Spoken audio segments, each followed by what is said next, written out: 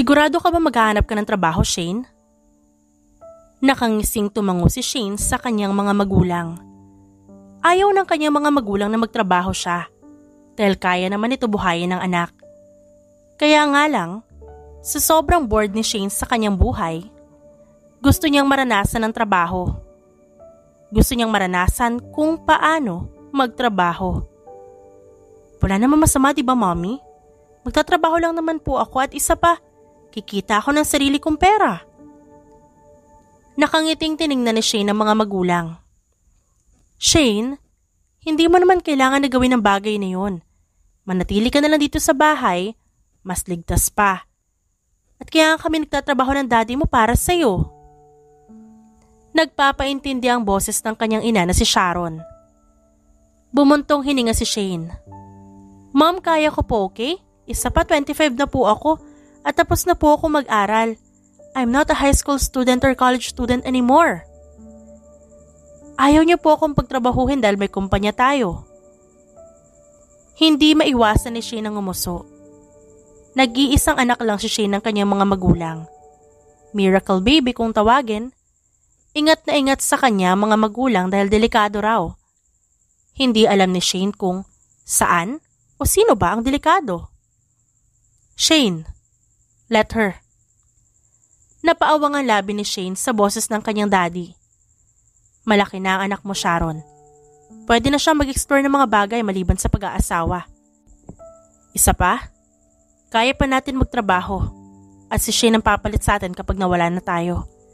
Hayaan mo siya mag-explore kung paano ang negosyo. Excited na nagbihis si Shane ng formal na damit para mag-apply. Isang pencil skirt, white polo long sleeve at high heels. Tinali niya ang kanyang brown wavy hair saka nag-ayos. Pagkatapos niya ay agad siyang lumabas ng kwarto para bumaba. Aalis na po ako. Nakangiting sigaw ni Shane. Mag-text ka kung saan ka susunduin. Ngumiti ang daddy ni Shane. Tumango naman siya at humalik sa pisngi ng mga magulang. Agad siyang sumakay sa kotse at hinayaan ang family driver na mag-drive papunta sa kung saan. Hiring po? Tanong ni Shane nang makababa siya. Sorry, hindi na. Sabi ng babae. Ilang kumpanya ang pinuntahan ni Shane dahil hiring daw mga ito. Ilang listahan na rin na napuntahan niya maliban sa isa. Tiningnan niya ang mataas na building at tiningnan ang loob. Gray at white ang buong theme pero ang lahat ng tao ay nakasuot ng black. Hi, good morning. Nakita ko tong papel sa labas. Nilapag ni Shane ang papel. Naghahanap daw kayo ng secretary? Yes, ma'am. Mag-a-apply ka po ba? Tumango naman si Shane. Yes. Sigurado ka po? Kumunot ang noo ni Shane sa weird na tanong ng babae. Yes, sigurado ako. Napalunok ang babae at kumiti. Wala na pong atrasan, mama. Proceed na lang po kayo sa 6th floor at nandun si Sir Calvin. Tumango si Shane. Napailing na lang siya at agad na sumakay ng elevator. Mahaba-haba pa ang oras pero mabagal ang usad dahil maraming empleyado ang pumapasok. Nang makarating sa tamang floor ay napasinghap si Shane. Ang dami! Tiningnan niya ang bawat silya na may nakaupo. Abalang-abala ang mga tao sa computer. You must be applying, sabi ni Calvin. Napatango si Shane sa gwapong lalaki na nasa harap niya. Matangkad at kulay asul ang buhok nito at may piercing sa labi. Sumunod siya kay Calvin na naglakad. Nagtataka ka siguro kung bakit lahat sila nakasuot ng itim. Natawa si Calvin. Oo? Required ba? Tanong naman ni Shane. Yes, lalo na paborito ni boss ang itim na kulay. Huminto si Calvin sa isang pinto. Hindi na kita masasamahan sa loob. Hanggang dito na lang din ako. Pagpasok mo sa loob, may isa pang pinto at doon ka pumasok. Nandun naghihintay ang boss ko. Tumango si Shane at agad na pumasok sa loob. Namamangha siya sa nakikita. Parang living room ang unang kwarto na pinasukan niya. Kaya naman naglakad siya. Pagbukas niya sa pangalawang pinto ay kulay itim at puti ang nakita niya. Sa upuan, isang lalaki na nakatalikod at nakatitig sa malaking salamin. Good morning. I'm applying for a secretary position. What's your name? Tanong nito. Shane Zamora? Nanatili ang ngiti sa labi ni Shane. Tumango ang lalaki at humarap. Sa pagharap nito, ay napasinghap si Shane, hindi dahil nagulat siya kundi mas gwapo pa ito sa lalaking nakita niya kanina. Itim na itim ang buhok, matangos ang ilong, maputi na balat, pink na mga labi, matangkad, at matipuno ang katawan. Napakurap si Shane. Ang gwapo! Are you good at keeping secret? Tanong nito. Nagulat si Shane pero kalaunan ay nakasagot siya. Yes. Kaya mo bang maging responsableng secretary? Yes. Ngumiti si Shane. Ngumisi ang lalaki. Then, are you ready to sacrifice your life as my secretary? Natigilan si Shane sa tanong na yon. Hindi dahil wala siyang sagot kundi dahil parang may ibig sabihin ng mga yon. Tiningnan niya ang lalaki na seryosong nakatingin sa kanya. Kumurap si Shane at nag-isip. Pwede naman magsinungaling, no? Yes. Ngumiti siya para makita ng lalaki na genuine siya. Hindi madali maging sekretary ko dahil marami akong pinapagawa. Napakaraming sekretary ang nag-resign dahil hindi nila kaya ang trabaho na binibigay ko. Ang ilan pa sa kanila ay snitch. Hindi ko din naman sila masisisi dahil maski ako ayaw ko rin ng traidor sa kumpanya. Ano po ba ang ginagawa niyo ba't sila umaalis? Hindi pa rin kita nakilala, sorry. Ngumiti si Shane na tiningnan ng lalaki. I'm Drake. Pumapatay ako ng mga tao, Shane. Kaya walang natitirang sekretary dito dahil takot silang isakripisyo ang buhay nila para sa kanilang trabaho. Lahat ng taong tumalikod sa akin hindi na nakabalik. Ngayon, gusto mo pa bang maging sekretary ako? Natigilan si Shane. Ba't ganun ang interview nila? Kumpanya ba talaga to? Kinayom ni Shane ang kanyang palad at huminga ng malalim. Alam kong may rason lahat ng ginagawa mo, kaya oo, mananatili ako. Sa unang pagkakataon, ngayon lang nakaramdam si Drake ng kaginhawaan sa mga sinabi ni Shane sa kanya.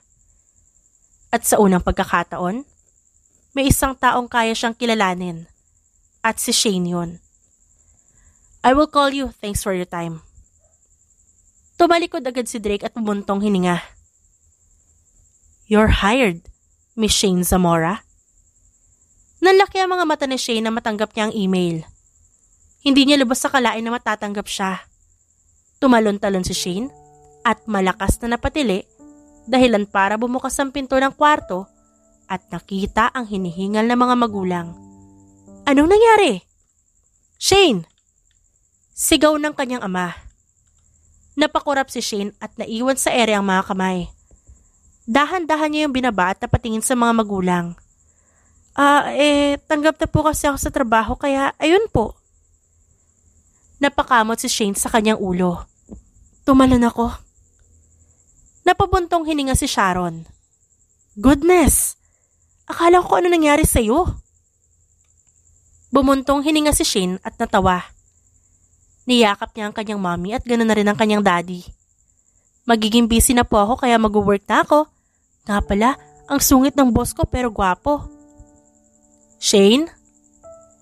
Tawag ng daddy niya na si Lawrence. Hindi ka pa pwede, you're still our baby. Opo, daddy. Pagkatapos nilang mag-usap ay agad nagbihis si Shane. Isang white trousers, black polo t-shirt at isang high heels. Inayos niya ang wavy na buhok niya at mabilis na nilagay ang maliit na bag sa balikat. Agad siyang lumabas at mabilis na pumunta sa ibaba. Wala na ang kanyang mga magulang dahil pumasok sa trabaho. Kuya Nestor, pahatid po ako. Nakangiting sabi ni Shane. Okay po, ma'am. Agad siyang sumakay ng kotse at mabilis na hinanda ang kanyang iPad. Huminga ng malalim si Shane at mabilis na tiningnan ang malaking building sa harap. Bumaba agad si Shane at dire-diretso ng pasok sa loob. Tumango si Shane sa mga tao at sumakay sa elevator. Good morning! Nakangiting bati ni Shane kay Calvin. Good morning. Kanina ka pa hinihintay ni boss. Tinuro nito ang pinto. Naglakad agad si Shane papunta sa loob. At mabilis na, nadatna ng isang babae. Nangunot ang noon ni Shane na nagmamadali itong magbihis ng damit at lumabas. Napatingin naman si Shane sa banyo at lumabas dun si Drake. Napalunok si Shane. Hindi naman siya ganun ka-inosente para hindi malaman ang ginawa nila. Aalis muna ako. No, just stay. Sasabihin ko sa iyo mga trabaho mo. Kalmadong sabi nito. Take a seat. Napalunok si Shane bago umupo. Nilabas ni Drake ang mga papel at ilang susi na para sa kanyang sekretarya. Tiningnan ni Shane ang mga yon bago tingnan si Drake. Susi ito sa underground mall. Sabi ng pinata. This is between us, Shane. Ang kumpanya na to ay hindi normal dahil ang binibenta ng kumpanya na to ay iba't ibang klase ng baril. Seryosong tiningnan ni Drake si Shane. Baril? Gulat nitong tanong. Nagbebenta ako ng iba't ibang klase ng baril sa labas o loob ng Pilipinas. Lahat ng yun ay nakaschedule kaya ito. Binigay ni Drake ang isang folder. Mga businessmen na may transaction sa kumpanya ko. Kaya rin ako naghahanap ng sekretarya na mapagkakatiwalaan ay dahil dito. Napalunok si Shane at tiningnan ng folders na naglalaman ng mga businessman na may order ng baril. Tiningnan ni Shane si Drake na kalmadong nakatingin sa kanya. Bakit mo nasabi na mapagkakatiwalaan ako? Dahil alam ko. Ngumisi si Drake. Illegal ba ang business na to? Yes, illegal. Tinuro ni Drake ang pinto. Kung napansin mo, 2 pinto ang pinasukan mo bago ka nakarating dito sa harap ko. Ginawa ko yan para maiwasan na makalabas ng pinag-uusapan nating dalawa. Ngayong, sekretarya na kita. Sasama ka sa mga transaction na gagawin natin sa labas. Teka! Huminga ng malalim si Shane. Delikado ang trabaho na to. Hindi ko alam paano ko paprotektahan ang sarili ko kung sakali man. Calvin will look after you. Pinasok mo ang kumpanya ko? Hindi ka na pwedeng umalis. Hindi naman ako aalis. Tiningnan ni Shane si Drake at bumuntong hininga. Wala naman siya magagawa kundi tanggapin ang trabaho niya. After all, siya naman nagpumilit sa kanyang mga magulang na gusto niya magtrabaho. Huminga siya ng malalim at tiningnan ng pangalawang pinto kung saan ng boss niya. Makakaya ko ba to? Bulong niya sa sarili. Sigurado ka ba sa ginagawa mo, boss? Mukhang inosente ang sekretarya mo Napatingin si Drake kay Calvin bago pinisilang kanyang stress ball. Huminga ng malalim si Drake at tiningnan ng kanyang kaibigan. Zamora ang apelyado ng mga magulang niya. Naaalala ko na may client akong Zamora na bumili sa akin ng baril. Hindi ko lang matandaan dahil nawalan ako ng malay noon bago ko makita ang mukha ng lalaki. Zamora? Napaisip din si Calvin. Teka, ang tinutukoy mo bang Zamora ay yung lalaking na nagligtas sa'yo nung bata ka? Yung aksidente? Natigilan si Drake at napatingin sa kanyang kaibigan. Napalunok si Drake nang maalala ang nangyari sa kanya nung bata pa siya. Ang aksidente sa pagitan niya at ang kanyang mga magulang at ang tanging natatandaan niya ay may lalaking pumasok sa bahay nila at pagkatapos nun wala na siyang maalala. Hindi ko alam. I don't remember everything from my past. Kung anak nga siya ng Zamora na kilala ko, I must protect her. Ngumisi si Calvin. Aalamin ko. Tumango si Drake at tumayo. Pupunta ako ng mall. Sabay silang lumabas ni Calvin at natigilan si Drake na makita si Shane. Tinitigan ni Drake si Shane, nakagat ang ballpen. Napatitig si Drake sa mukha ni Shane na seryosong nagbabasa. Wavy ang tsokolating buhok nito, may katabaan ng pisngi, kulay gatas na balat, matangkad, at higit sa lahat maganda ang katawan. Oh sir, kanina pa po ba kayo dyan? Hindi naman. May halong pangaasar ang boses ni Calvin. Pero mukhang natagalan ng boss ko sa malalim na pag-iisip. Nagtagis ang panga ni Drake at umiling. Tinignan niya si Shane tsaka dire-diretsong pumunta sa labas ng opisina. Bumuntong hininga si Drake at agad na naglakad. Ilang linggo nang nagtatrabaho si Shane sa kumpanya ni Drake.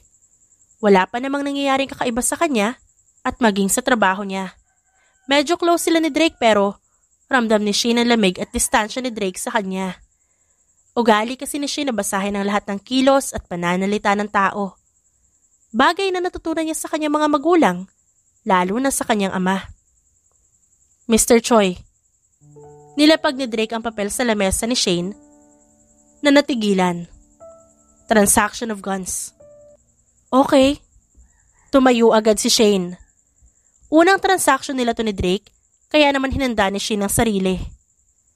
Tiningnan niya si Drake na may suot na itim na gloves at itim na polo.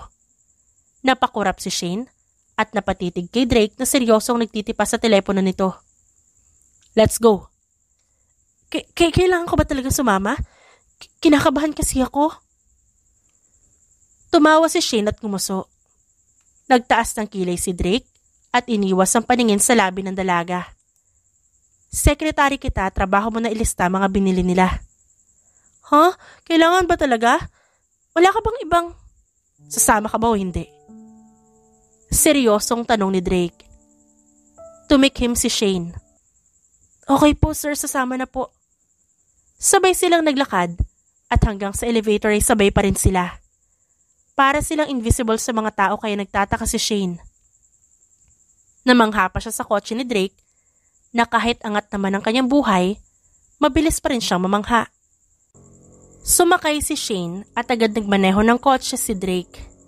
Bagay na ipinagtaka ng dalaga. Di ba dapat ako nagmamaneho ng kotse mo?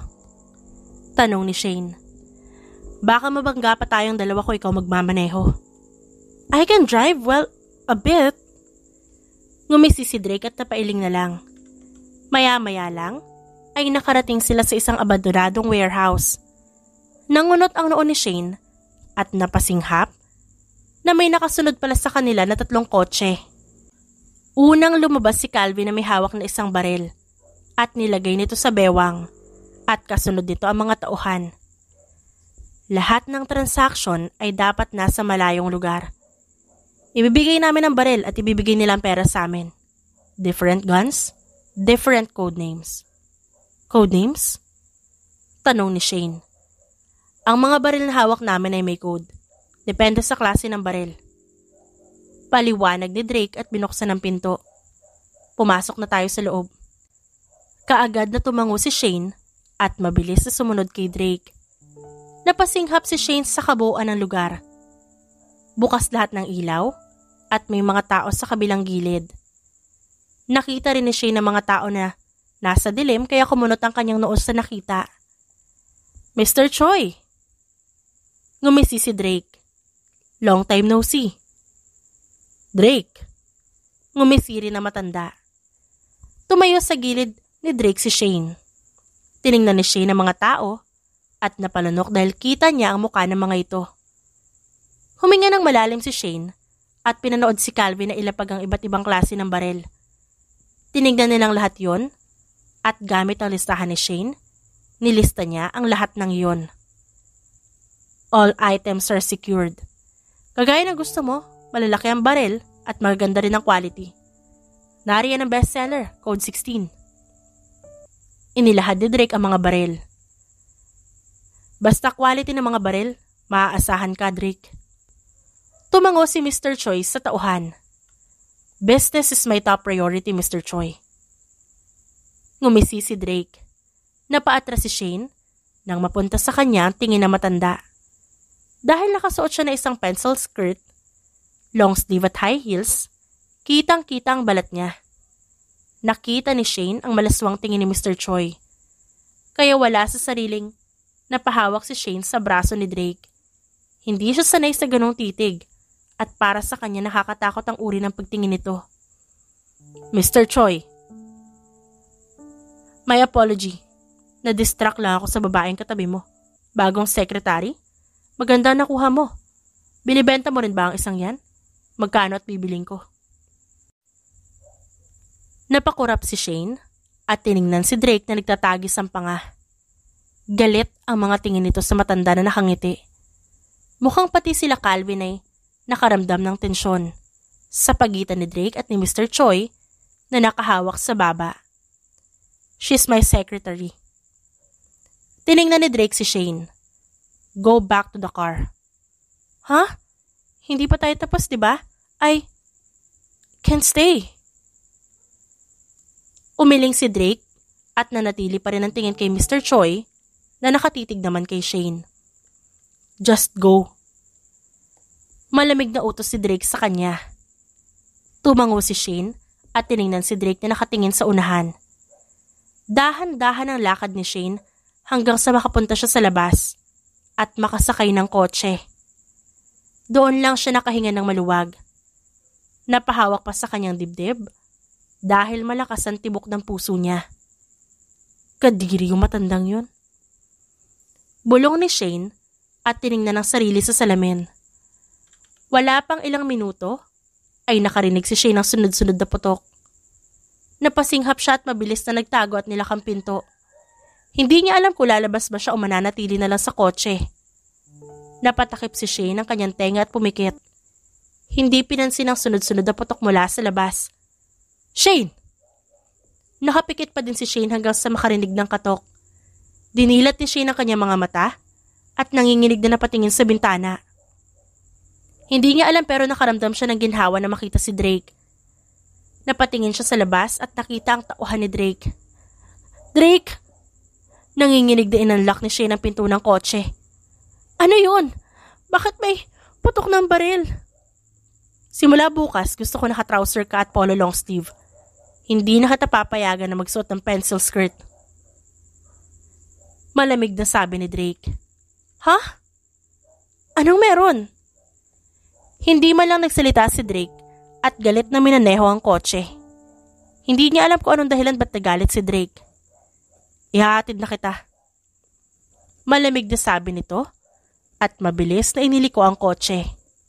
May mali ba sa suot niya? Umaga hanggang hapon ay nagtatrabaho si Shane. Lahat ng utos ni Drake ay ginawa niya.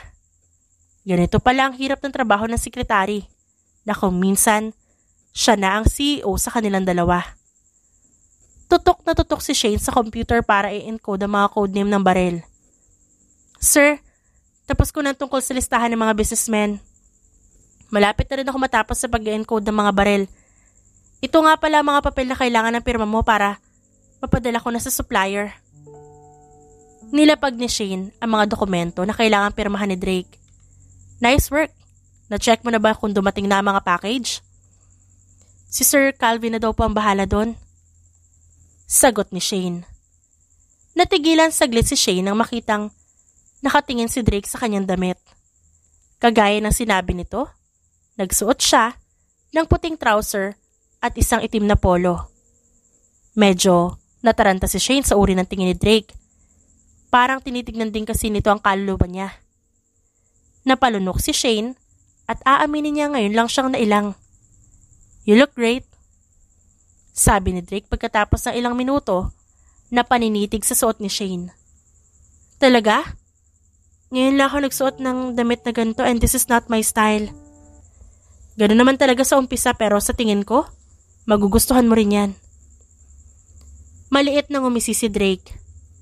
Ngumiti si Shane at pinanood si Drake na pumirma ng mga papel. Huminga ng malalim si Shane at napaisip kung may asawa na ba ang kanyang boss o may anak na. Base kasi sa personality nito, lapitin talaga ng babae si Drake. Nakalimutan na nga ni Shane ang unang beses na nakita niyang may babae sa opisina nito. Samahan mo ako mamaya sa kondo. Biglang sabi ni Drake. Kondo? As in condo unit mo? Bigla ay parang nataranta siya. Yes. Tumango si Drake habang ang tingin ay nasa papel. Napalunok si Shane at pumasok naman sa kanya eksenang napapanood niya sa mga K-drama. Napasigaw si Shane kaya nagulat si Drake at napatingin sa kanya. Oh my God! Nanlaki ang mga mata ni Shane at napatingin kay Drake. Ano nangyari sa'yo? Kasi naman po, dadalhin niyo ako sa condo unit niyo. Siyempre, Alam ko na yung mangyayari sa dami ko ba namang napanood na K-drama hindi malabo na gawin. We will discuss business, Shane. Ano bang nasa isip mo? Business lang? Yung pag-uusapan natin? Parang tunog ng hihinayang pa ang boses ni Shane. Business, kung ano-anong pinapanood mo. Ani Drake at bumuntong hininga. Kaya naman kinagabihan ay maaga silang umuwi ni Drake. Sakay ng kotse ng lalaki, tahimik nilang pinuntahan ng kondo ni Drake. Huminga ng malalim si Shane dahil hindi siya sanay na pupunta sa condo unit ng lalaki. Pero dahil business naman ang pag-uusapan, pumayag siya. Nandito na tayo. Paalala ni Drake. Ang taas naman ng building. Sa pinakataas ng penthouse ko. Nakangising sabi ni Drake. Bumaba sila pareho at ilang scan pa ang ginawa nila bago sumakay sa elevator. Kitang-kita ni Shane mula sa elevator ang mga tao sa ibaba habang umaakyat sila.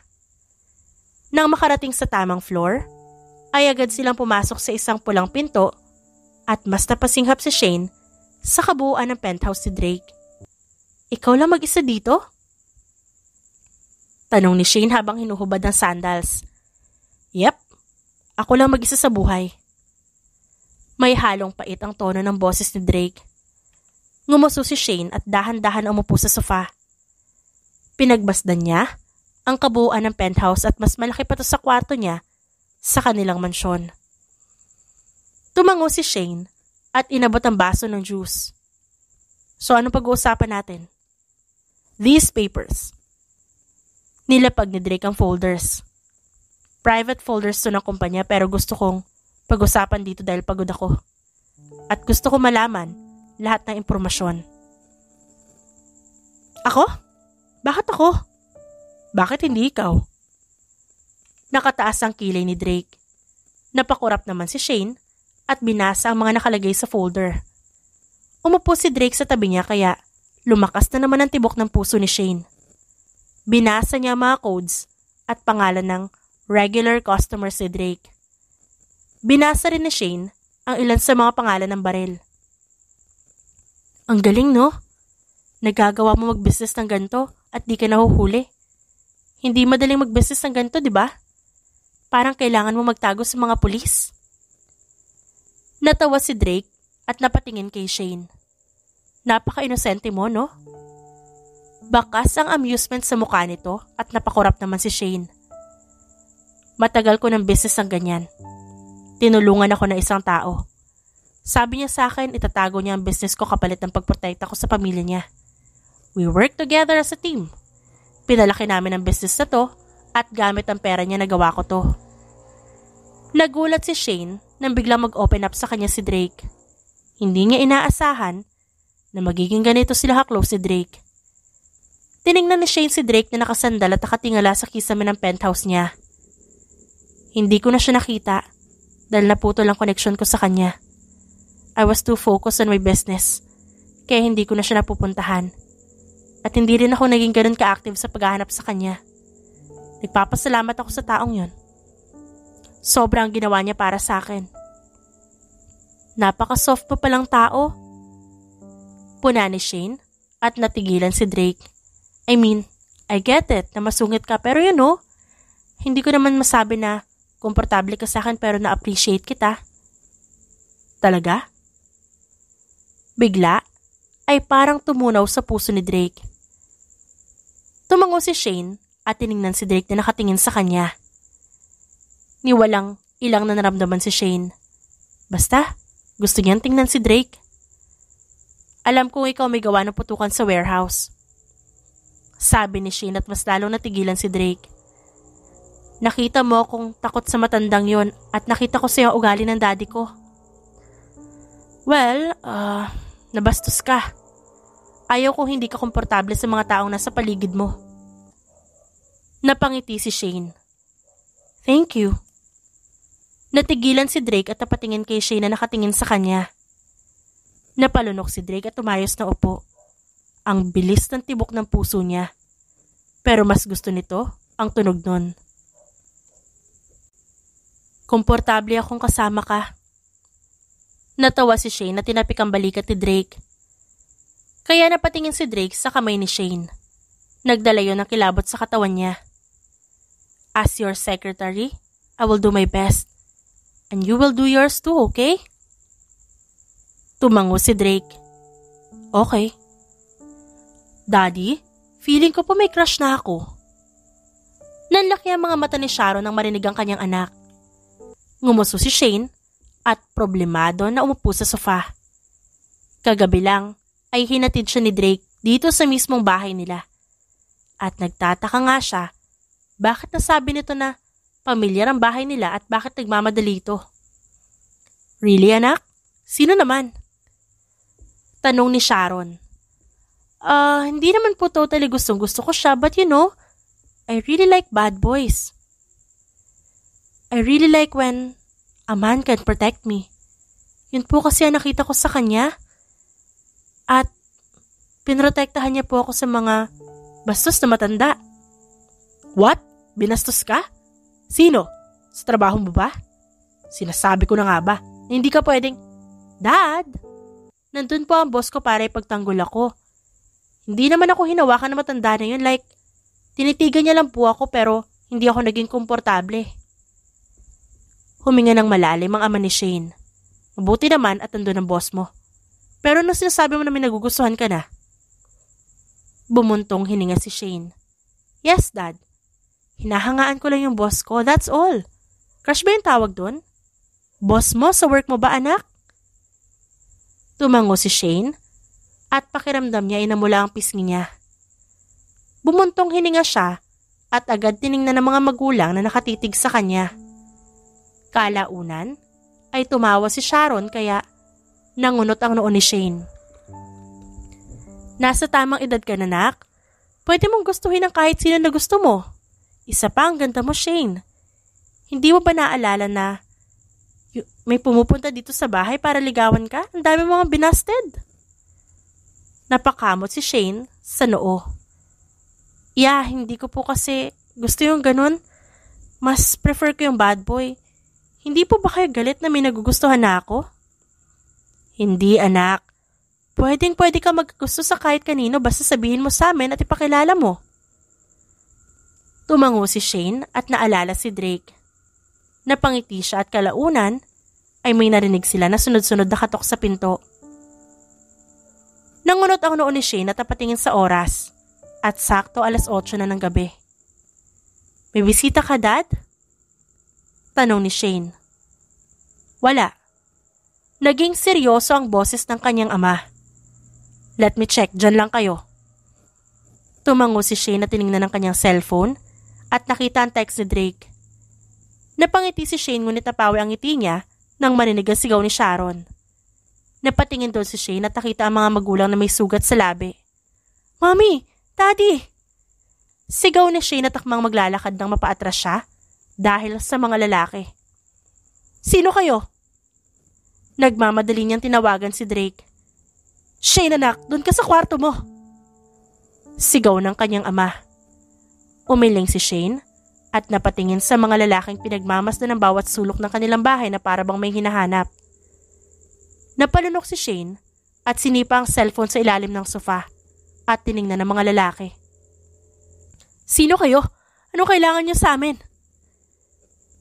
Hindi mo sinabi na may maganda kang anak, Lawrence. Ngumisi ang lalaki. Napalunok si Shane at tiningnan ng kanyang mommy na tumayo para tumakbo papunta sa kanya. Mabilis niyang niyakap ang kanyang ina at agad na tiningnan ng ama na hawak ng mga lalaking hindi niya kilala. Tigilan niyo ang pamilya ko. Wala dito ang hinahanap niyo. Sigaw ni Lawrence.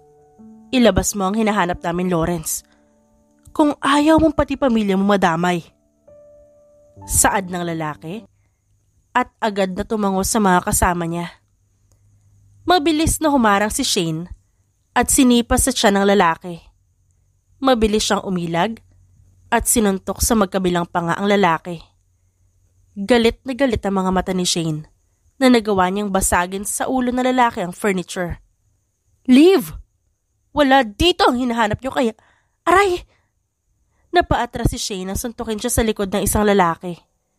Nagpagulong-gulong si Shane sa sahig dahil sa sakit. Napasigaw siya nang tapakan siya ng lalaki sa dibdib. Nagtagis ang panga ni Shane. "Drake!" Malakas na sigaw niya. Umaasa na darating ang kanyang boss. "Please!" Nagtagis ang panga ni Drake nang marinig ang nangyayari sa bahay ni Shane.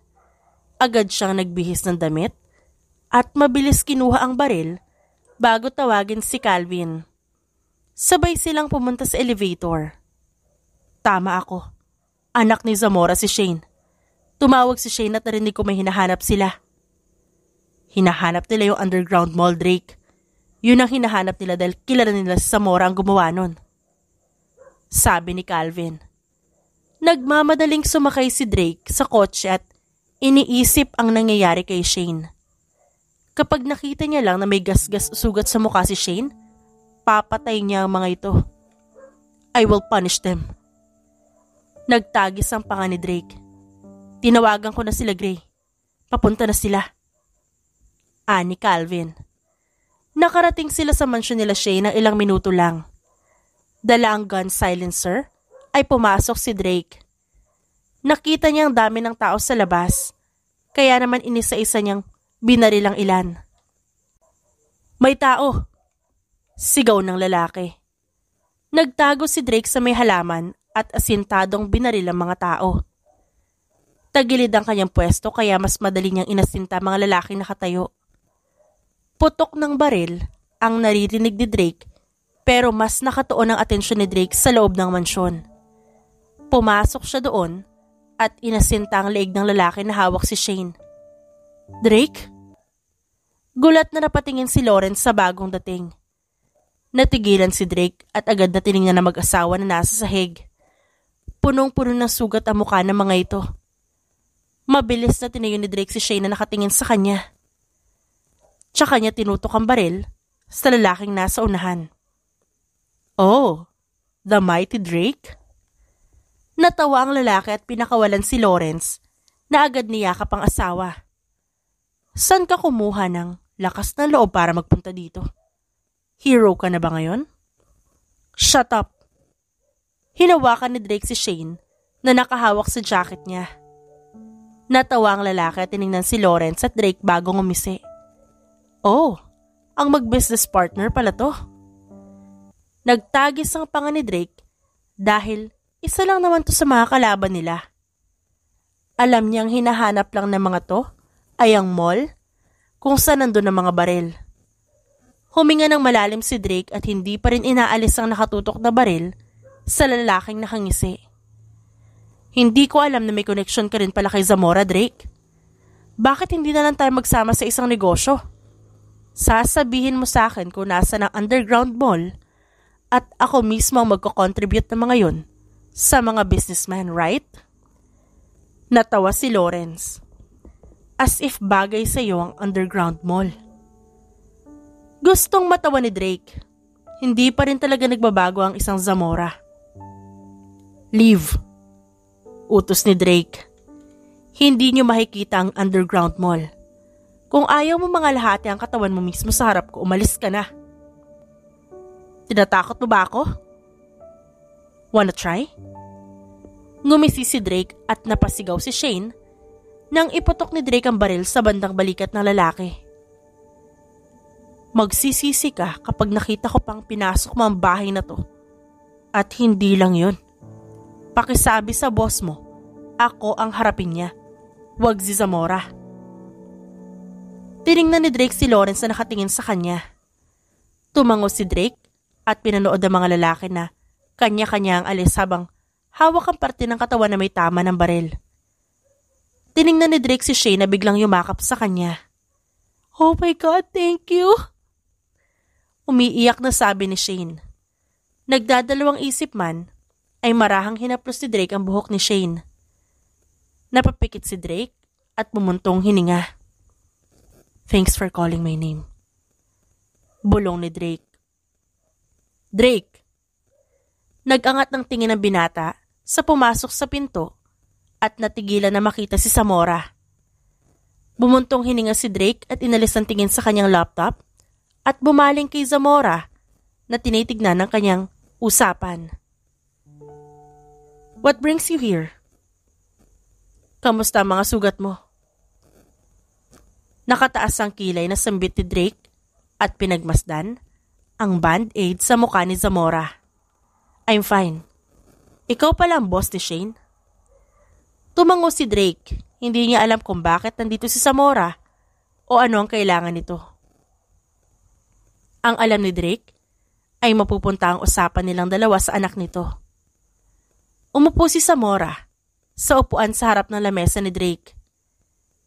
Huli nating kita, maliit pa ang opisina mo at nagsisimula pa lang gawin ang underground mall sa kumpanya na to. Umiling si Drake. Wala dito ang underground mall sa Zamora.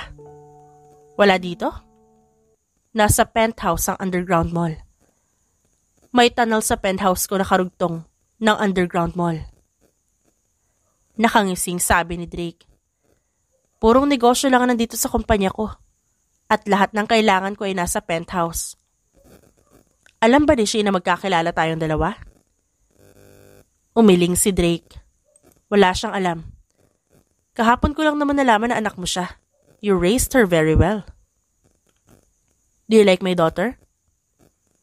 Tanong ni Zamora. Natigilan si Drake at napatingin kay Zamora na seryosong nakatingin sa kanya. Gusto nga ba niya si Shane? Attracted lang si Drake kay Shane at magulo pa ang isip niya. Hindi niya tuloy alam ang isasagot. Bumuntong hininga si Zamora at nilagay ang siko sa mesa. Shane is my only daughter. Hindi ko kaya kapag may nangyaring masama sa anak ko. As much as possible. Ayoko magtrabaho siya. Dahil delikado pero ayaw niya. Nagkataon na dito sa kumpanya mo siya nagtrabaho. Drake, I want Shane to be safe. Your daughter is safe with me, Zamora. Seryosong sagot ni Drake. Matalino si Shane. Mabilis niyang mabasa ang mga nasa isip ko at very observant. Sa tingin ko madali lang malalaman ni Shane ang mga nangyayari. Co-owner ka ng underground. At maski ang anak mo, kasama na rin sa mga listahan. Kaya nga gusto kong protektahan mo si Shane at ganun din ang gagawin ko. Hindi ko alam kung anong gagawin ko kapag may nangyaring masama sa kanya. Bakas ang pag-aalala sa mga mata ni Zamora. Kung kailangan ko magbayad. Zamora, I owe you my life. Niligtas mo ako. At inangat mo ang buhay ko kaya ano magbabayad? I will protect her. Ganun ang gagawin ko. Kapalit sa mga ginawa mo sa akin. Sa kabilang banda, nagtataka na napatingin si Shane sa opisina ni Drake nang lumabas ang kanyang ama. Nangunot ang noon ni Shane at mabilis na pumasok sa opisina ni Drake. Bakit nandito si Daddy? Anong pinag-usapan niyo? Negosyo. Sinabi ko huwag ka papasok, di ba? Kailangan mo ng pahinga. Anong negosyo? Mukhang magkakilala kayo ng daddy ko, pansin ko. Imposibleng hindi mo kilala ang daddy ko. Dahil nung tignan kita kagabi, nagtanguan kayong dalawa. You know him? No. Naalala ni Shane ang kinuwento ni Drake. You know my family, Drake? Nakita ni Shane na natigilan ng binata. Tumawa si Shane at umupo sa upuan. Tiningnan niya si Drake na seryoso nakatingin sa laptop niya. Kaya naman sinarado ni Shane ang laptop ni Drake at mabilis na nag-angat ng tingin si Drake sa kanya. Tell me, kilala mo ang daddy ko? Hindi yun tanong kundi statement. Yes, kilala ko ang buong pamilya mo. What? Ibig sabihin kilala mo ko? Kaya ba tinanggap mo ko? Dahil kilala mo ang pamilya ko? You know damn well that I'm Zamora's child.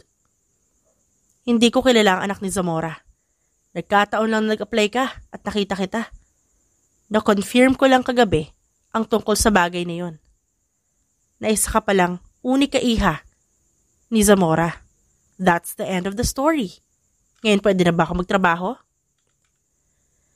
Napakurap si Shane at kumibot-kibot ang labi na parang may sasabihin pa.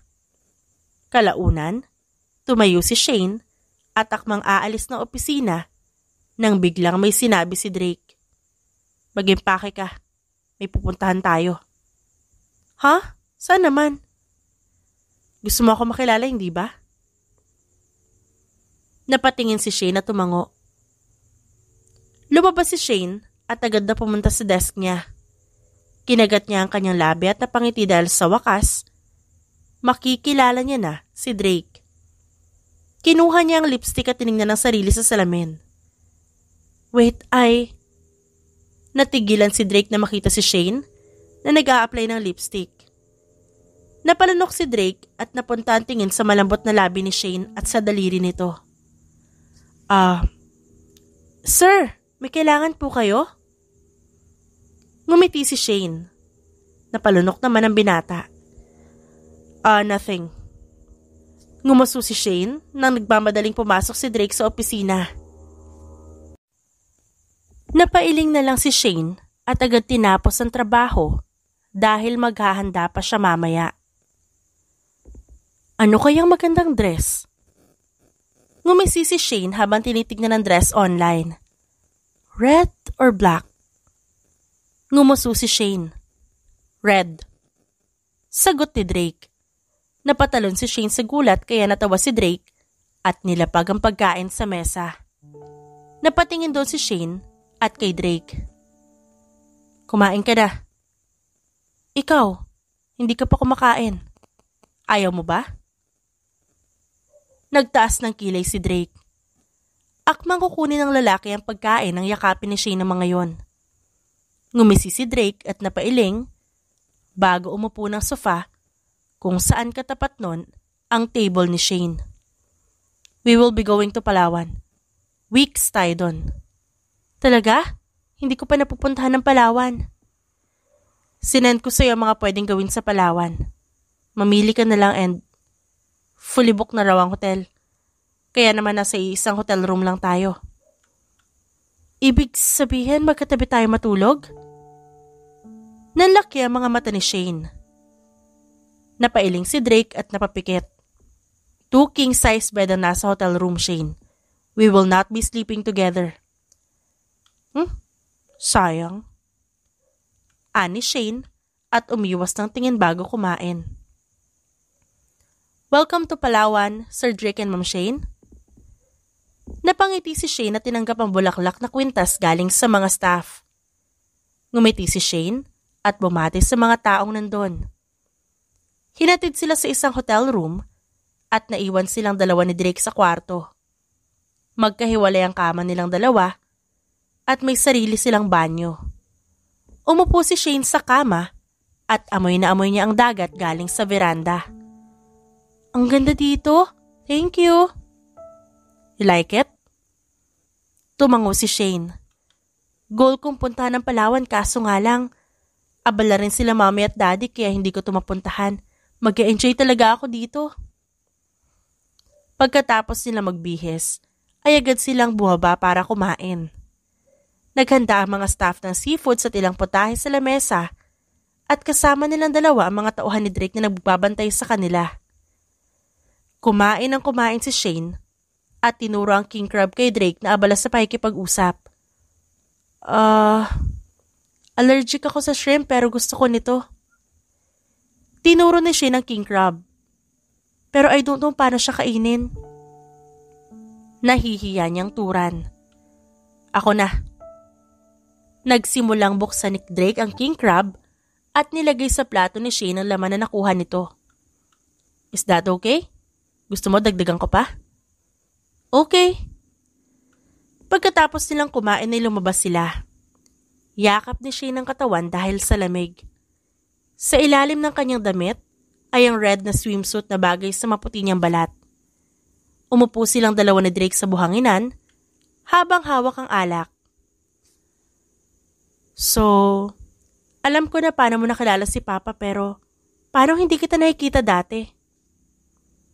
Tanong ni Shane. Sabi niya nasa ibang bansa ang anak niya. Nangako ako sa sarili ko na kahit anong mangyari po, protektahan ko si Zamora. Nasanay ako Zamora ang tawag ko sa kanya dahil yun ang gusto niya. Ang business namin ng daddy mo ay underground mall, kung saan doon ko kinukuha ang mga baril. Ang supplier ko ay ang daddy mo, Shane. Seryosong sabi ni Drake. Natigilan si Shane.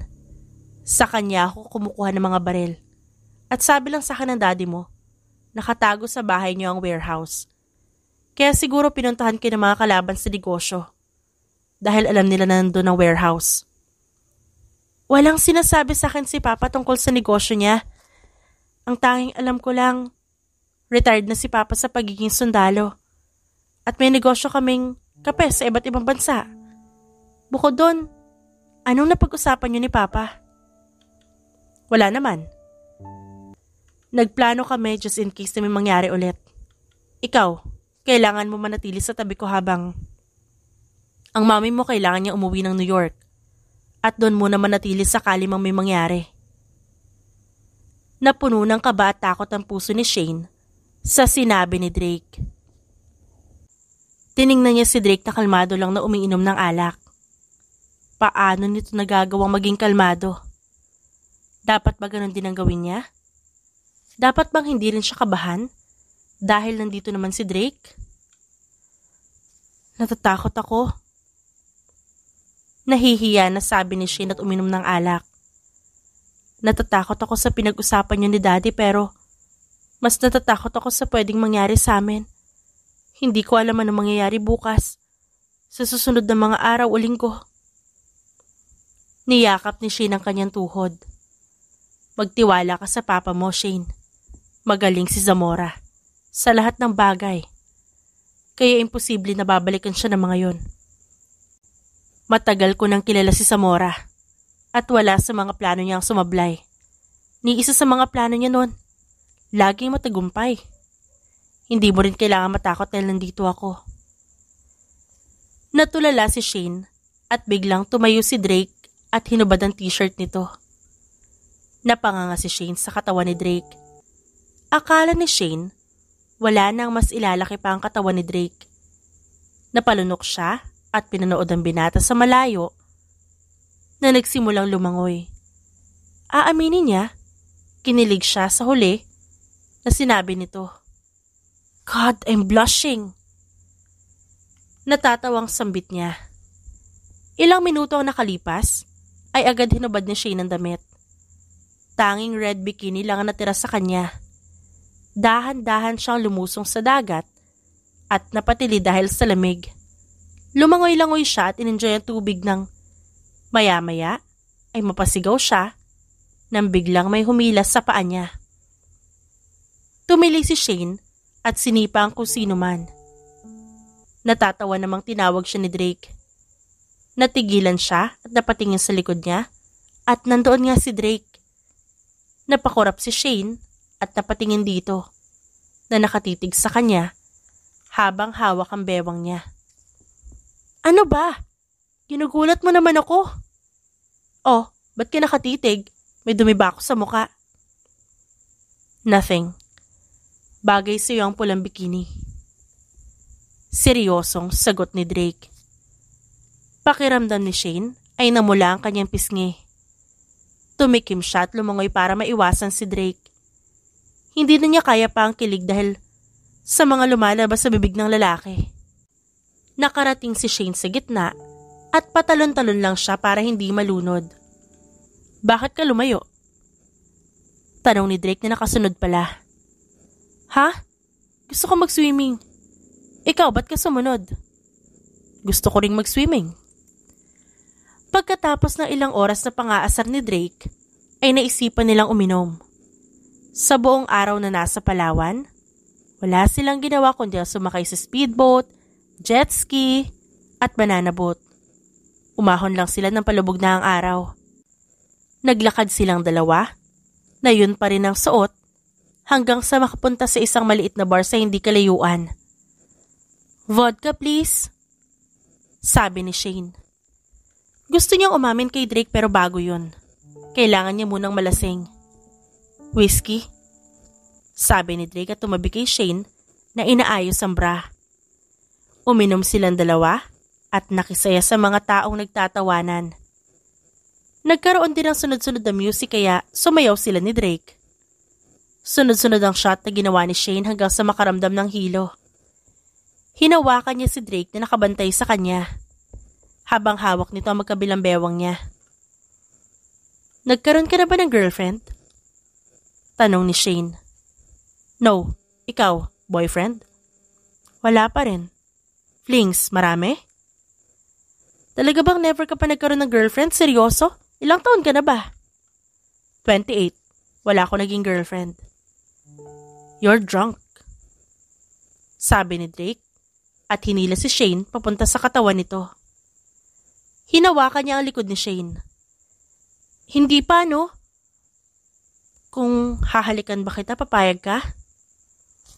Natigilan si Drake at nagtagis ang kanyang panga sa ginagawa ni Shane.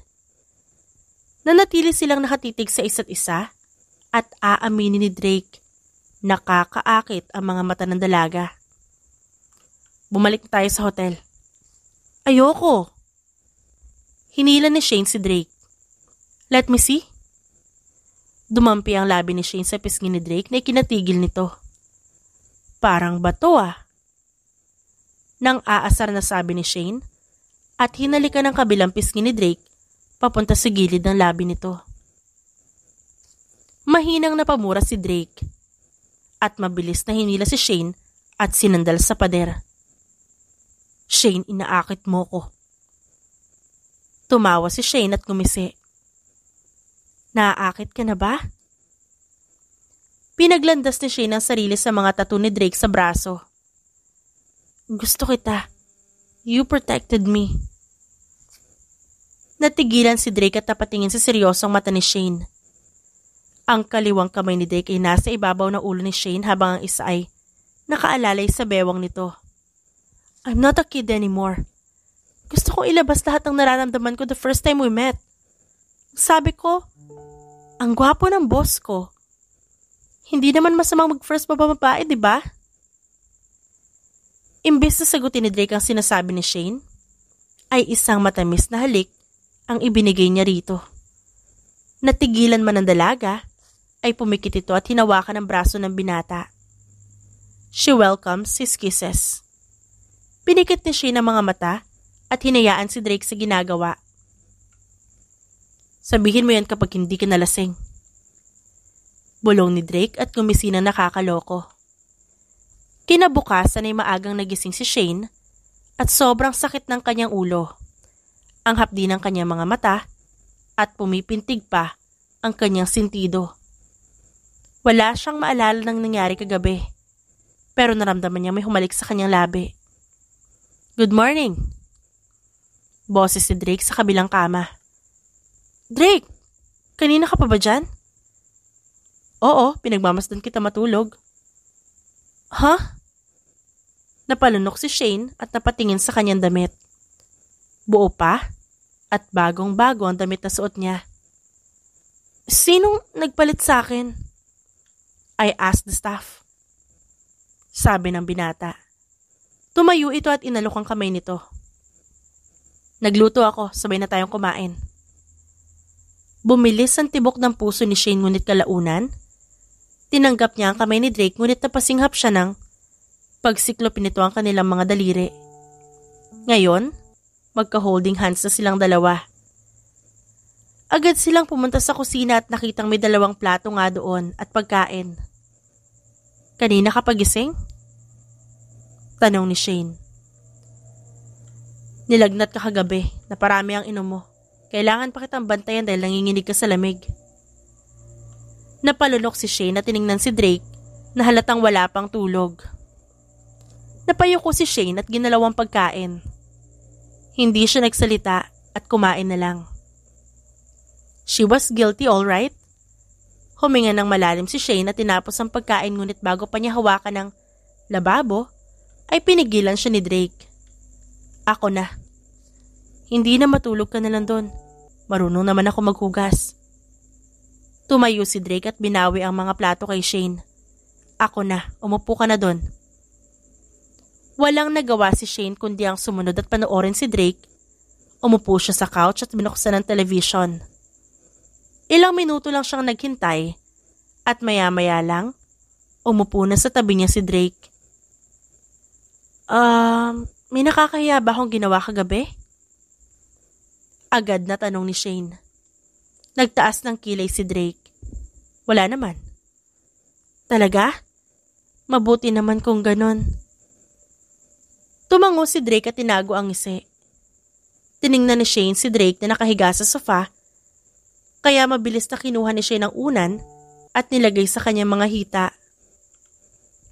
Dito ka na matulog, sabi ni Shane at tinapik ang unan. Mangangalay ka. Umiling si Shane at tinapik ang hita. Bumuntong hininga ang binata at agad humiga doon. Si Shane naman, pinaglaruan ang buhok niya. Napapikit si Drake at ngayon lang niya naramdaman ng kapayapaan. Umayos na upo si Shane at pinaglaruan muli ang buhok ng binata. Shane. Bakit? Sa tingin mo ba, deserve ko pa rin ang pagmamahal galing sa iba? Tanong ni Drake at umayos ng higa. Masama akong tao. Kayang-kaya kong pumatay ng hindi man lang nanghihinayang. Natigilan si Shane at naalala kung bakit nga ba niya gusto si Drake. Ngumiti siya at hinaplos ang buhok nito papunta sa noo. May reason ka ba't mo ginagawa yan, Drake? Lahat naman ng tao deserve ng pagmamahal galing sa iba. Masama ka mang tao, pero para sa akin o kay Papa, mabuti kang tao. Talaga? Oo. Ilang beses mo na kaming pinotektahan laban sa masasamang tao. At ilang beses mo na rin akong nilayo sa kapahamakan, Drake. Kung masama ka, hahayaan mo ko at iiwan mo ko dun. Iiwan at hahayaan mo kami mamatay. You're a good person, Drake. I admire your personality. Dinilat ni Drake ang kanyang mga mata. Kaya mo ba ako gusto? Tanong ni Drake. Mas lalong natigilan si Shane sa tanong sa kanya ng binata. Napalunok siya at umiwas ng tingin. Shane, kaya mo ba ako gusto kasi alam mong kaya kitang protektahan? Ay, napapikit si Shane at umiwas ng tingin. Ngunit hinuhuli ni Drake ang pisngi niya. Yes, I like you, Drake. Takot ako sa rejection, please, kaya kung balak mo akong i-reject. Napapikit si Shane nang biglang bumangon si Drake at halikan ng labi niya. Napasinghap si Shane at humigpit ang hawak sa unan. Hinawakan ni Shane ang braso ni Drake at nakipagsabayan sa halik na ginagawa nito. Napagtanto ni Shane na hindi pa naginip ang halik na yon. Natotoo ang halik na binigay ni Drake sa kanya. Sinabi kong gusto kita kagabi. Tumango si Drake. I was scared na hindi mo maramdaman yun. Kaya tinatanong ko ulit kung gusto mo pa ba ako. Hindi naman basta-basta nawawala ang pagkakagusto ng isang tao, Drake. Maglolokohan pa ba tayo dito? We're not kids anymore. Matapang na tiningnan ni Shane ang binata. I express myself kasi hindi ko na rin kaya. And I want to do it dahil kung hindi, habang buhay ako magsisisi. We can't rush. Ilang linggo pa lang tayo magkakilala. Shane, ako ang lalaki dito. Ni hindi ko alam paano kita liligawan. Ni hindi ko alam kung paano ka. Maging totoo ka lang sa sarili mo, Drake. We have a lot of time now to know each other. Hindi naman ako ikaw nagmamadali, di ba? Tumawa si Shane at bumuntong hininga bago sumandal sa couch para tingnan si Drake. Lumapit si Drake sa kanya at hinawakan ang kanyang kamay. Nagkatitigan ng dalawa. Let's leave this country. Ha? Hindi ko pwedeng iwan ng mama at papa ko dito, Drake. At saka sabi mo, delikado hindi ba? Ako ang mag-aasikaso ng lahat ng kailangan. And I will tell your father about this. Please, I want you to be safe. Napalunok si Shane. Drake, may problema ba? Napansin ni Shane ang pag-aalala sa mga mata ng binata. Drake. No. Nirarush ko na naman ang mga bagay-bagay. Pack your things. Uuwi na tayo bukas. Natulala si Shane at napatingin sa umaalis na si Drake. May nagawa ba siyang mali? Umuwi nga sila kaagad pagkatapos nila sa Palawan. Hindi alam ni Shane ang kanyang mararamdaman. Malungkot siya dahil hindi siya pinapansin ni Drake. At the same time, lagi na nito kausap ang ama. Huminga ng malalim si Shane at nagpatuloy sa pagbabasa ng mga papel na binigay sa kanya ni Drake. Yes, they're ready. Sinabi sa akin ni Calvin na may plano sila para pasukin ang penthouse ko at ang kumpanya ko. You must be ready, Zamora. She's with me. Tumayo si Shane at binigay ang mga papel kay Drake na hindi man lang siya tinitignan. Bumalik agad si Shane at bumuntong hininga bago lumabas ng opisina. Hindi niya na kaya ang ginagawa sa kanya ni Drake.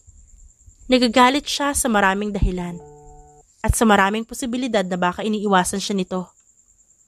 Nakakainis ang lalaking yun. Sama talaga ng ugali. Napatingin si Shane sa elevator nang may pumasok na hindi kilalang mga tao. Sa tagal na ni Shane sa kumpanya, halos kabisado na niya ang mukha ng mga empleyado. Kumunot ang noo ni Shane at imbes na magpanik, marahan siyang naglakad at napatingin sa kanya mga ito. Good afternoon. No employees? Yes, hinahanap namin ang opisina ng CEO. Ngumiti si Shane. Nasa meeting siya ngayon pero titingnan ko muna kung nandun siya sa opisina niya. Ano kailangan niya sa kanya? Nakita ni Shane ang iritasyon sa mukha ng dalawang lalaki.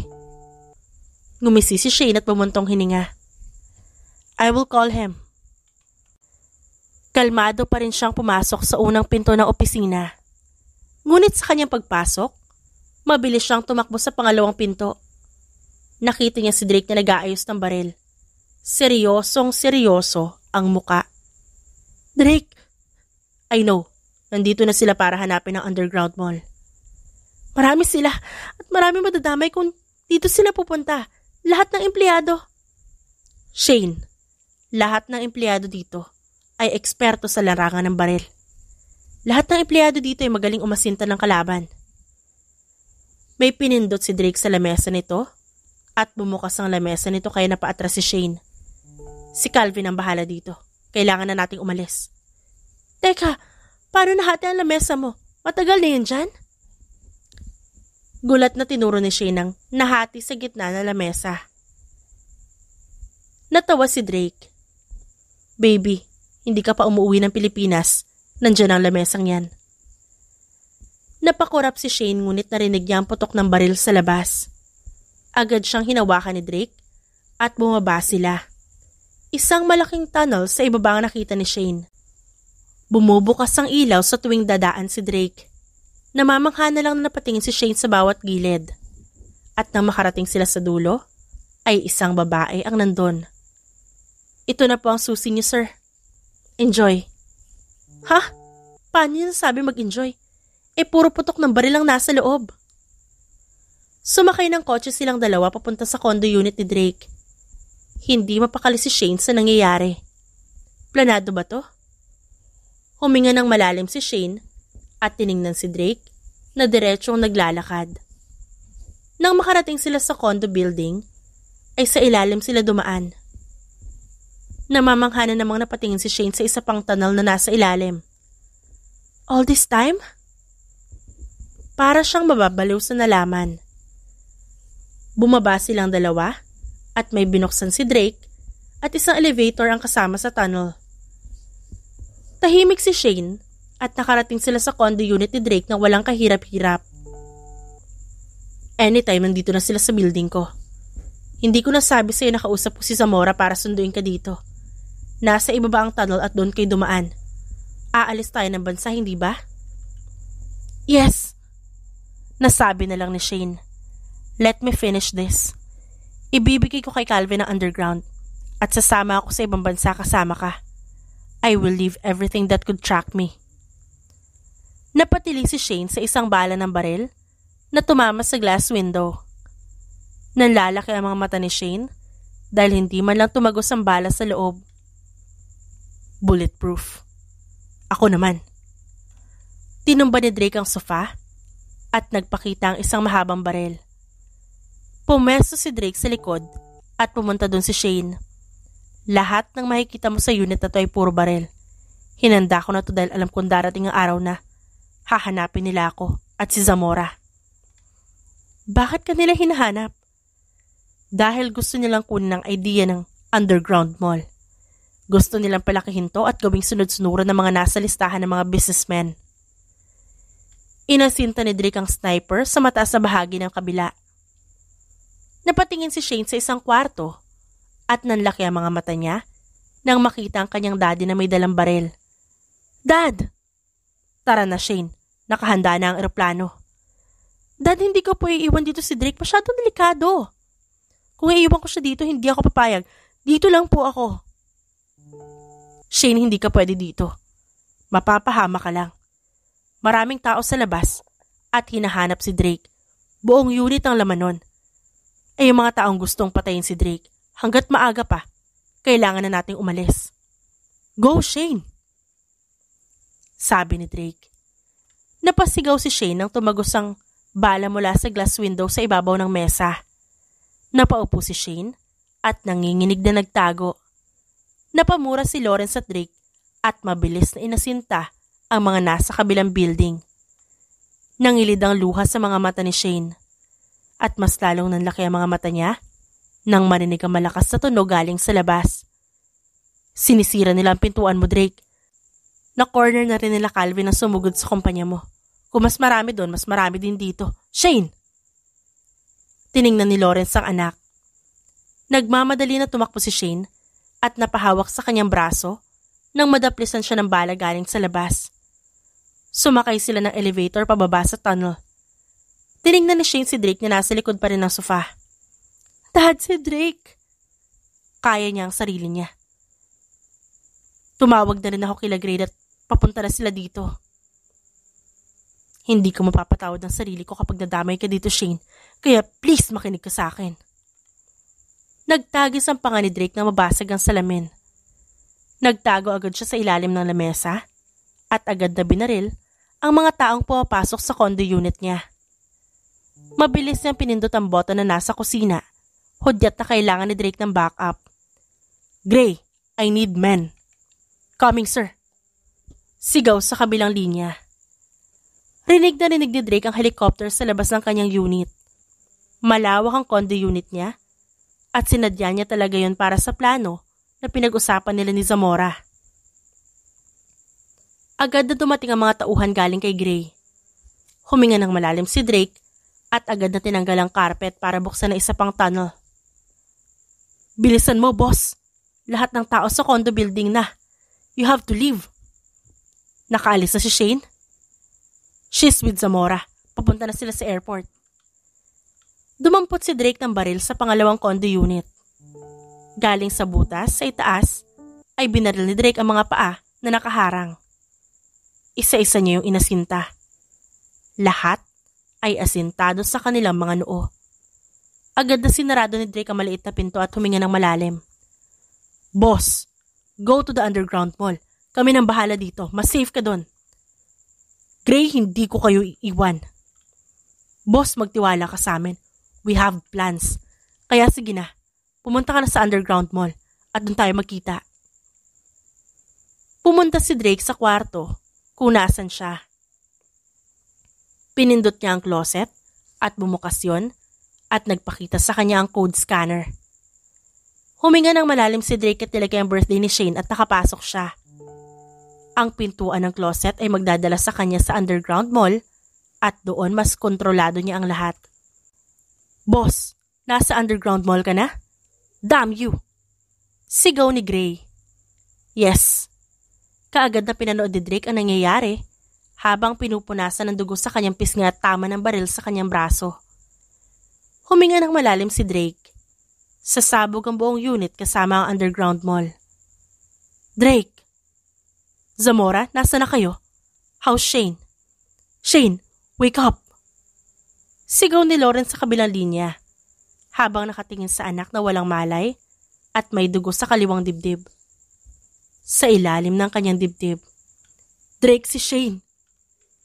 Natigilan si Drake at mabilis na napatingin sa isang CCTV camera. Nanlaki ang mga mata ni Drake na makita si Shane sakay ng eroplano habang naliligo sa sariling dugo. Natamaan siya ng bala. Sumunod sa amin si Tolentino. I was shot too. Pero mas malala ang tama ni Shane. Kailangan niya maoperahan dahil malapit sa puso ang tama niya.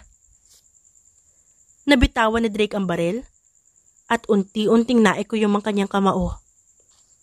Agad niyang binuksan ang pulang button, ang tanging button para sumabog ang buong unit. Gray, you hear me? I will give you 2 minutes to escape. Hahanapin ko si Tolentino. He just shot my Shane. Boss, ano gagawin mo? Boss! 2 minutes, Gray. Paalala ni Drake. Kaagad na sumakay si Drake sa kanyang motor at umalis. Wala siyang pakialam sa mga oras na to at kailangan niya mahanap si Tolentino. Malalim na ang gabi at huminto si Drake na makita ang kotse ni Tolentino. Bumaba agad si Drake at agad na tinutukan ng baril ang salamin. Bumaba ka dyan, Tolentino. Walang pakialam si Drake kung may nakatutok na baril sa kanya. Mabilis na bumaba si Tolentino na may ngisi sa muka. Mas lalong tinutok ni Drake ang baril niya. Mali yata ako na nabaril. Akala ko kasi. Shut up! Manahimik ka kung ayaw mo sumunod sa hukay ang mga kasama mo. Drake! Ngumisi si Drake at mabilis na yumuko at hawak na niya kaagad ang lalaking nasa likod niya. Tinutok ni Drake ang baril sa lalaki. Natigilan si Tolentino at napatingin sa binata. Sabihin mo sa mga tao mo, tigilan na nila ang pagsunod kay Zamora. Kung ayaw mong sumunod ang ama mo sa hukay ng mga kasama mo. Lumabas si Calvin dala ang ama ni Tolentino. Binaril ni Drake ang tauhan nito at agad na tinutok ang baril kay Tolentino na nakatingin sa ama nito. Ano? Tumango ang ama ni Tolentino habang si Tolentino naman ay nagtatagis ang bagang. Oo, sasabihin ko na. Sigaw nito at may pinindot sa cellphone. Ngumisi si Drake at sa isang iglap, hawak na niya ang katawan ni Tolentino. 2 putok ng baril ang narinig ni Drake. Tiningnan ni Drake ang ama ni Tolentino at agad na pinutok ang huling bala bago sumakay sa motor. Boss, mission success. Wala na ang underground mall. Ngumiti lang si Drake at agad na sumakay sa kanyang motor. Ang importante para sa kanya ngayon, wala nang iba pa. Si Shane lang. Is she okay, Doc? Tanong ni Drake. Taon ang lumipas, ay pumunta sila Drake at Shane sa ibang bansa. Kada may mararamdaman ng asawa ni Drake, ay lagi silang pumupunta na ibang bansa. After ng surgery ni Shane, nagdesisyon silang manatili doon. Doon na rin sila nagpakasal at bumuo ng pamilya. Ang underground mall ay wala na. Hindi na kailanman ipinagpatuloy ni Drake ang negosyo na yon at hinayaan si Calvin na magnegosyo. Yes, the baby is okay.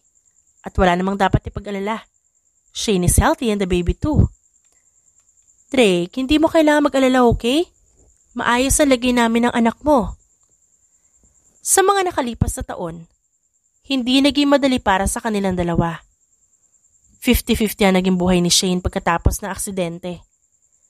Kailangan mamili ni Drake, ngunit naniniwala siya kay Shane at alam ni Drake na lumalaban siya. Taon ang lumipas na mapag-isipan nila ikasal at bumuo agad ng pamilya. Thanks, Doc. Here. Ngumiti ang doktor at binigyan ng vitamin si Shane. You need to take care, okay? No stress. Tumango si Shane at agad silang nagpaalam sa doktor. Sumakay si Shane ng kotse at napatingin sa asawa na malalim ang iniisip. Ngumiti si Shane at naiintindihan niya kung bakit gano'n na lang kaingat si Drake sa kanya. Halos mag-agaw buhay siya noon at nakoma ng ilang buwan. Pagising ni Shane noon ay nandoon si Drake umiiyak habang kinukwento ang mga pangyayari. Babe, okay kami ng baby natin. Mag-iingat na ako sa susunod. I know sobra ka nag-alala pero matagal na nating nakalimutan na nakaraan. We have our own family and we're living far away. Sorry, nag-iisip lang talaga ako. I was scared na may mangyari ulit sa'yo. At may anak na tayong dalawa. Naiintindihan ko. Ngumiti si Shane at hinaplos ang 5 buwan niyang tiyan. Hindi ba masyadong malaki ang tiyan ko? Baka kambal ang anak natin. I hope so. Gusto ko ng kambal. We work hard for that. Kaya nga, hindi mo ako pinatulog na maayos kagabi. Natatawang sabi ni Shane. Gustong-gusto mo naman. Mabilis silang nakarating sa bahay dito sa Paris. Si Drake mismo ang nagsabi na hindi mo na sila lilipat hanggat di pa tapos ang bahay nilang dalawa sa Pilipinas. Bumaba si Shane at agad na pumasok sa loob. Umupo siya sa sofa at binuksan ang telebisyon. I want peanut butter. Yes, ma'am. Kumuha agad si Drake sa kanilang ref ng pagkain.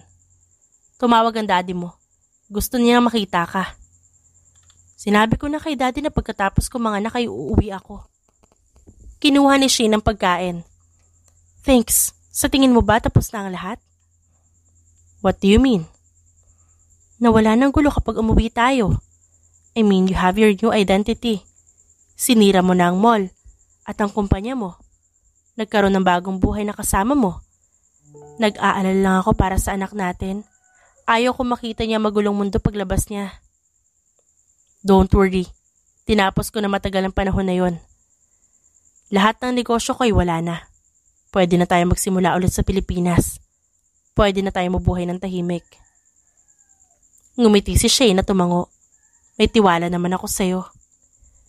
Kinagabihan ay marahan na nila pag ni Drake ang asawa sa kama. Pagod ito at madalas matulog, kaya natawa si Drake. Hinaplos ni Drake ang pisngi ng asawa at tiningnan ng 3 singsing sa daliri nito. They were married 3 times. Hello, Zamora. Sa Pilipinas manganganak si Shane. Pumayag ka na? Bakas ang saya sa boses ni Lawrence. Katabi nito ang asawa na nakatakip ang bibig dahil sa gulat. Bumuntong hininga si Drake. Alam ko na namiss si Shane at ganoon din ang asawa ko sa inyong dalawa. Aasikasuhin ko na papel naming dalawa at lilipat kami ng Pilipinas. Sure, maghahanda rin kami. Malapit na ang birthday ni Shane. Thank you, Drake. Anything for my wife, Zamora. Pinagbasta ni Drake ang asawa na mahimbing na natutulog. Huminga ng malalim si Drake at marahan na tumabi kay Shane. Napasinghap si Drake nang yakapin siya ni Shane. Nakausap mo si Dad? Yes, uuwi tayo ng Pilipinas bago ka manganak. Thanks, babe. I love you so much. Kinagat ni Drake ang labi at hinalikan ng noo ni Shane. I love you, baby. Kinaplos ni Drake ang bilog na siya ng asawa. Mahal ko kayo ni Papa. Sa kabila ng pinagdaanan nilang dalawa, isa lang ang sigurado si Drake. Ang kasiyahan niya at si Shane lang ang mahalaga. Na kahit anong pagsubok pa ng pagdaanan nila, ay mananatiling matatag si Drake dahil yun ang pangako niya. At yun ang gagawin niya hanggat nandito siya tumihinga. The end. At dyan nagtatapos ang ating kwentong pinamagatang My Boss is a Ruthless Mafia. Written by Avi. Dearest friends and avid listeners, don't forget to like our videos and subscribe to our channel for more wonderful stories. Mula sa aming main channel, Randall Tagalog Love Stories, and for our second channel, Miss R Stories, lubos po naming pinasasalamatan ang inyong suporta at pagtangkilik sa aming mga likang istorya. Ingat po kayong lahat and have a good day everyone. Paalam!